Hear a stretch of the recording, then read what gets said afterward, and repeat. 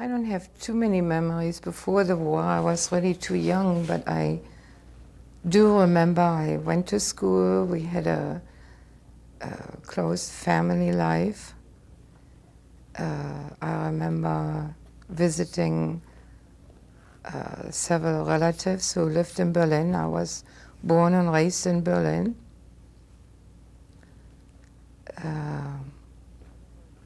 My father was totally blind, a most remarkable man.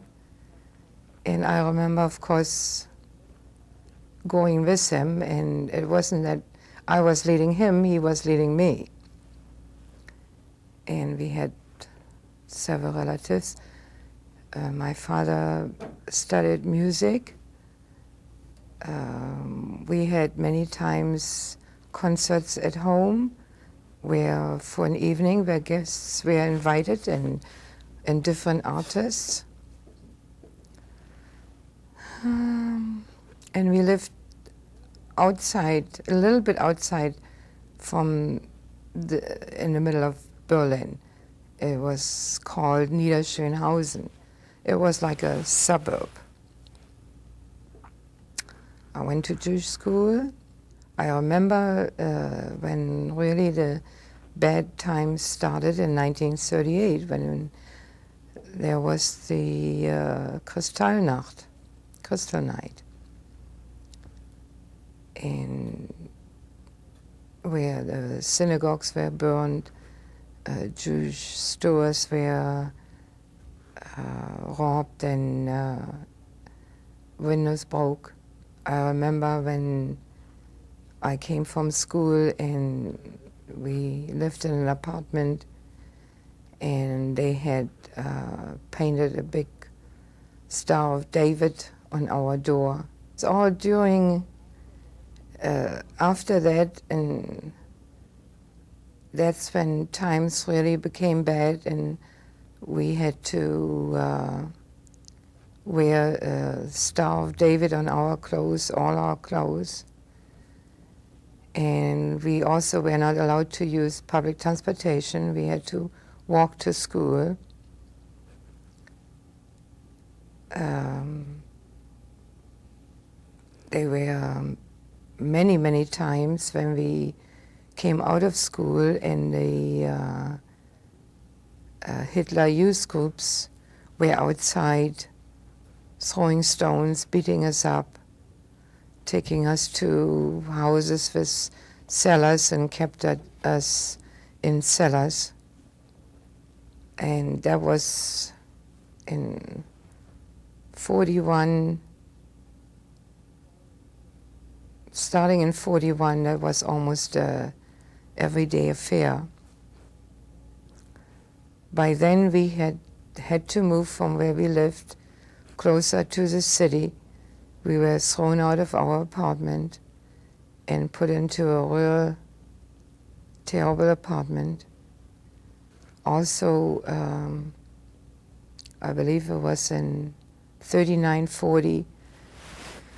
I remember my father had to go and turn in all electrical appliances. You weren't allowed to have a radio, an iron. You weren't allowed to have animals. I remember we had a bird, and we had to get rid of the bird. And dog, weren't allowed to have anything. I was 11 years old when there was a law that all Jewish institutions and schools had to be dissolved. And we were not allowed to go to school, naturally, to go to school anymore. My parents or anybody else was also not allowed to tutor us or give any private lessons. I remember the last day when we received our last report card in paper that all the schools are going to be closed, the Jewish schools. I have the paper from school, my last paper, and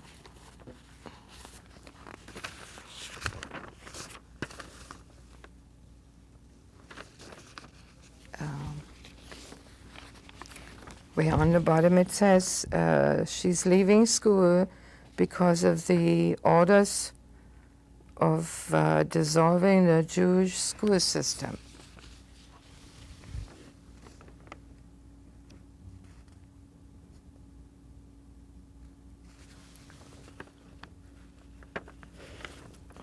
And well, here's a Star of David, which we had to wear on our clothes, on the left side of the chest, and it had to be sewn tightly all around.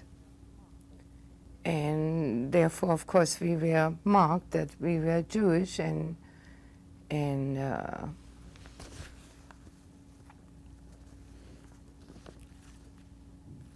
we're exposed to all kinds of violence because of that. This is a picture of when I was a little girl, my parents, my sister, and I. I have a picture of the house where we lived in.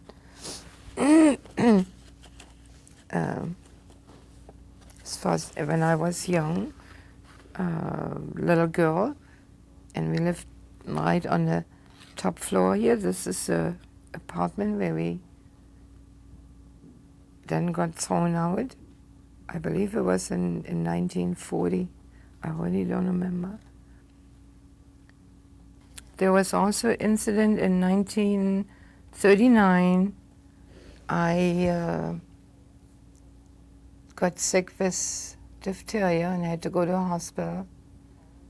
And already then the hatred against the Jewish people was there, the treatment, everything. And I know that my parents were called, my mother was called to come and pick me up. For their standards, I was healed, but I wasn't, because I was left with some kind of weak heart and should have had more care. But because I was Jewish, they would not keep me any longer. And the paper which dismissed me from the hospital, there is a part here and where they said Jew and underline it. So that was the reason they dismissed me. Both my parents were working then, and my sister and I, we were left alone and took care of the housework and the apartment.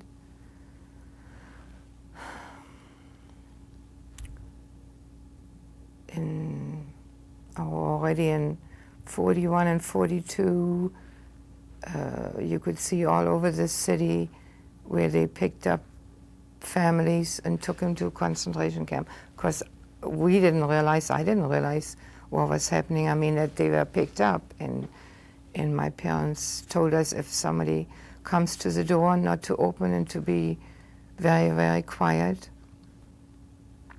If they went home. Also, we had the hard times of all the bombings we had in Berlin. We were not allowed to go to any shelter or basements, and we had to stay in apartments.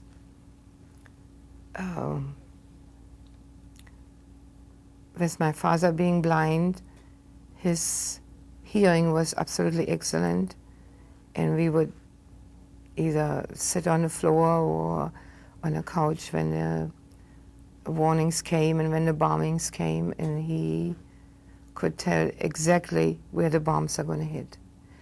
The bombs would come flying, whistling through, and he'd say, "Don't have to be afraid, it's not going to hit us."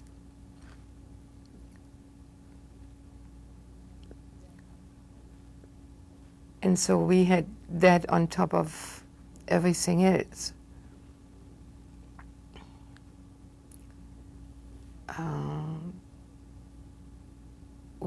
I had a lot of Jewish friends, school classmates, And I have a little booklet, I guess you call it an autograph booklet, with poems which my classmates signed in. And as far as I know,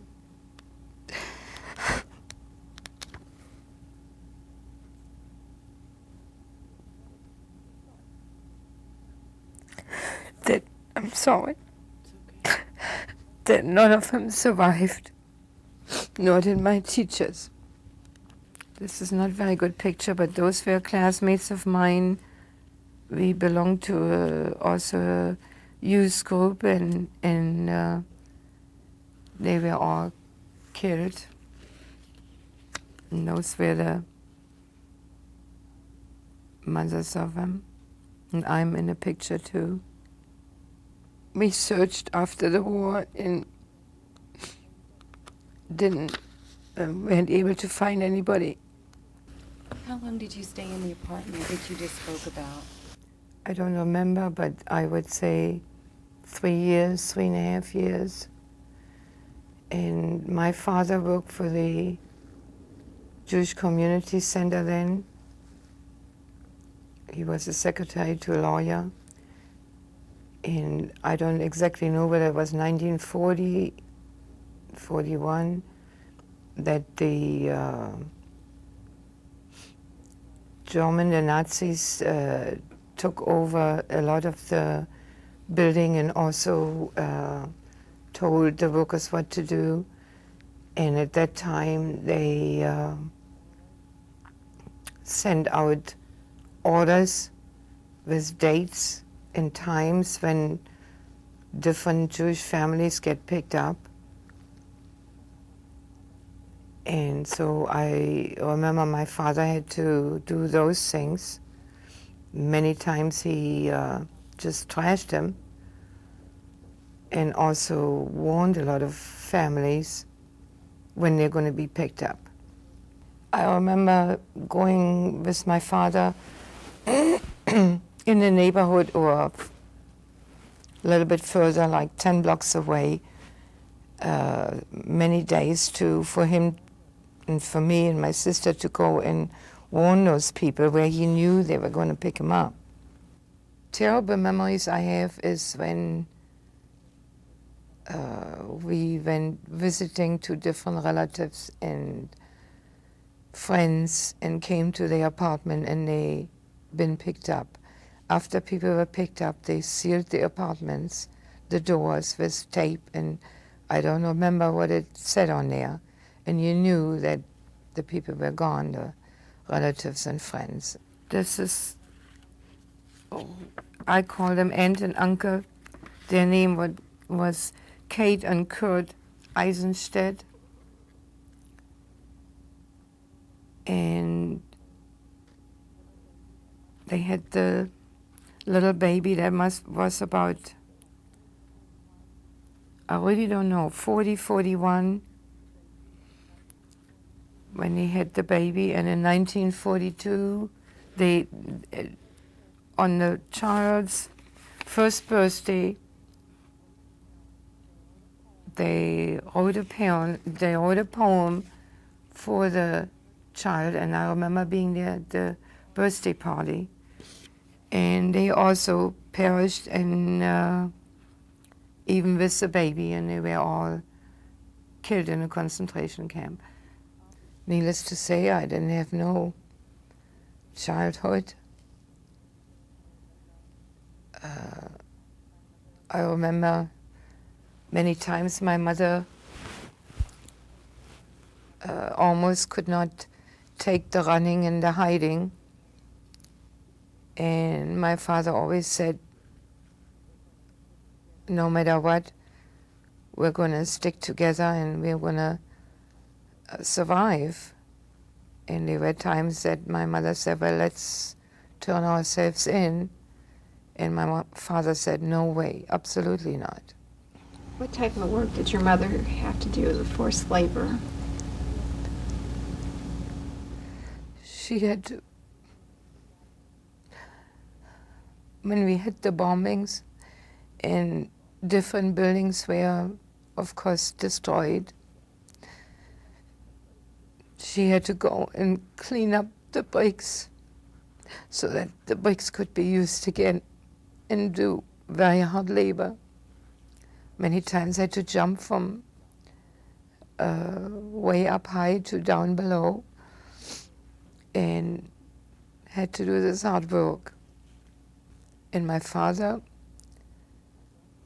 I don't remember exactly when they also closed up the Jewish Community Center, and he had to do forced labor, and he was put into a factory where they made brooms. Although I have to say the owner of the factory was a wonderful man. He kept many Jewish people in hiding and helped them with food and clothing. When was it that you had to go into hiding?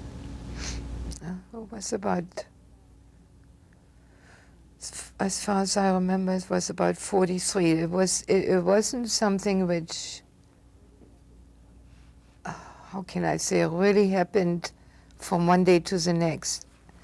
My parents we had some non-Jewish friends, and they would say, well, you're going for a week or 2 weeks over there, and my sister someplace else. So I really, and I remember also, I don't know what the name they used for a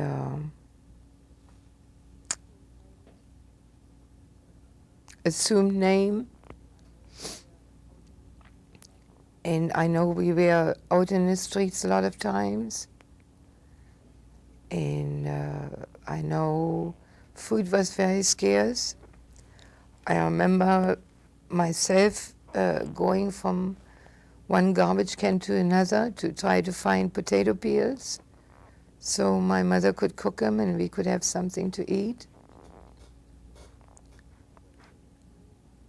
It was just, it is really hard to explain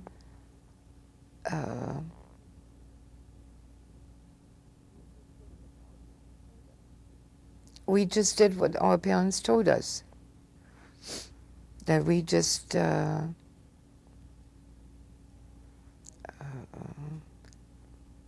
to hide and not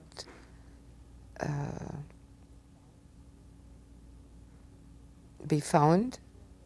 It was just here and there and everywhere that we went. Were you always separated from your parents, or were you? Not always, not always.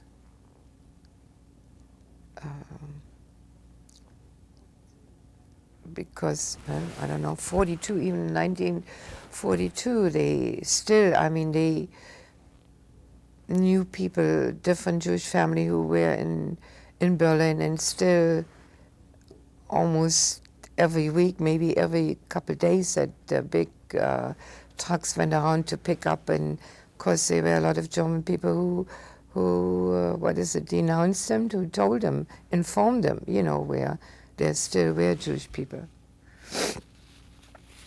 Where exactly were you hiding? Was it in an apartment building? In an apartment, yes. In cellars. Just running in the streets, walking in the streets in different neighborhoods.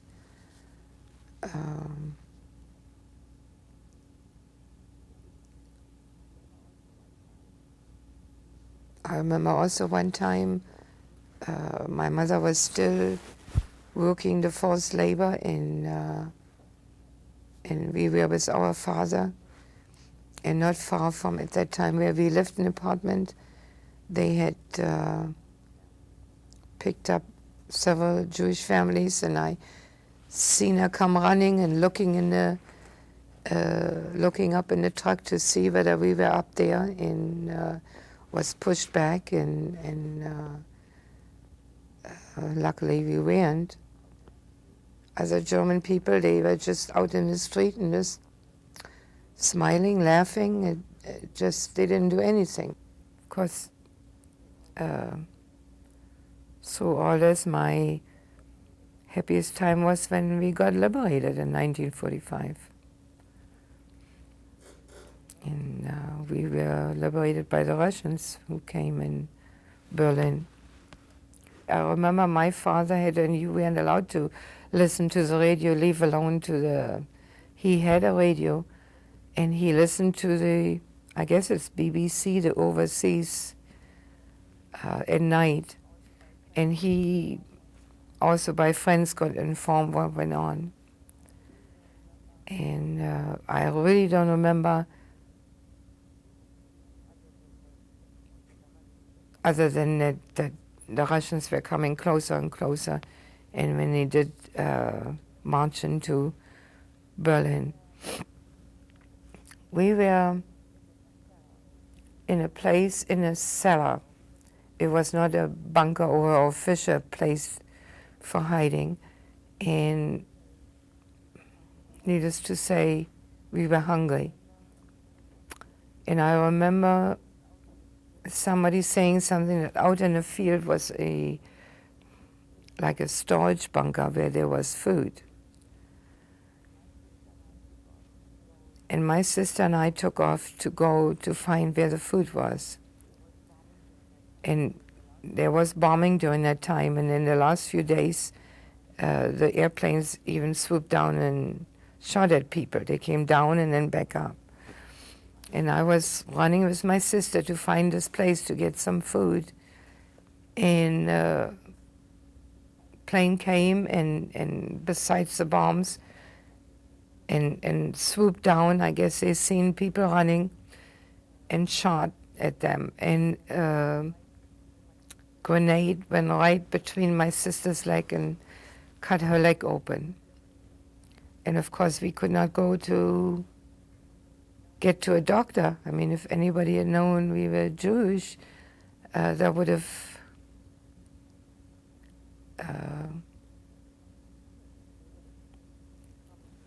they would have come and shot us, I'm sure. So my mother tried the best she could to take care of that, and it was a very scary experience. I mean, I remember when the Russians marched in and when they overtook all the streets and everything. And we were very lucky that there were Jewish officers there, and we told them that we were Jewish and in hiding, and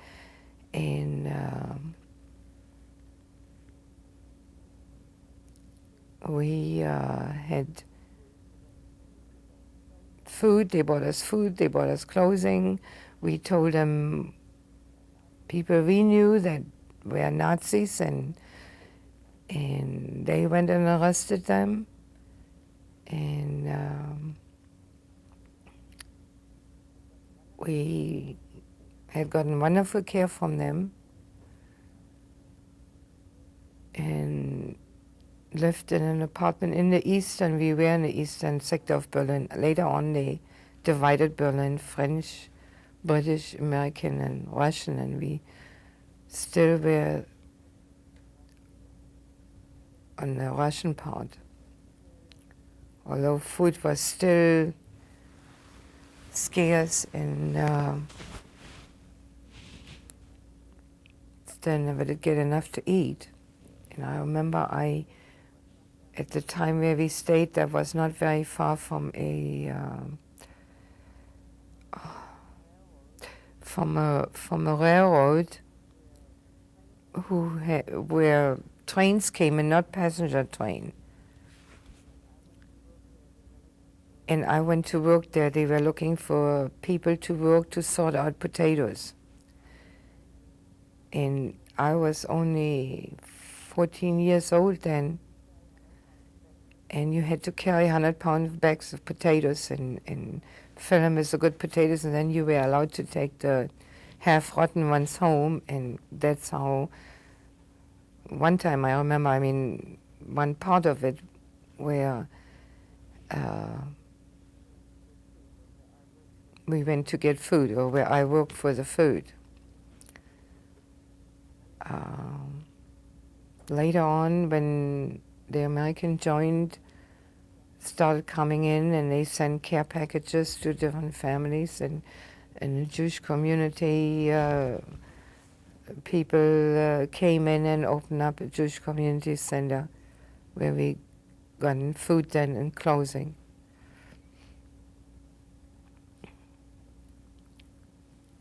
What did your parents do after the liberation? Well,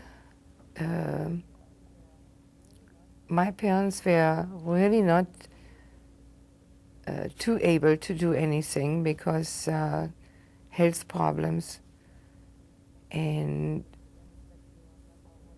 I don't exactly remember what year it was, but it was in 46 or 47.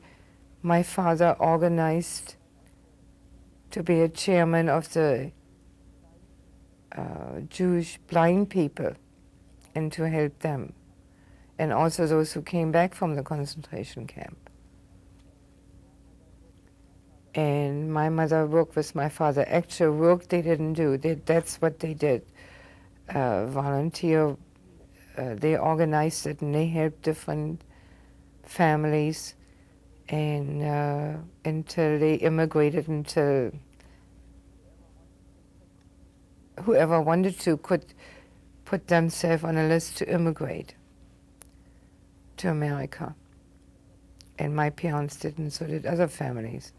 I started working in 46, 47.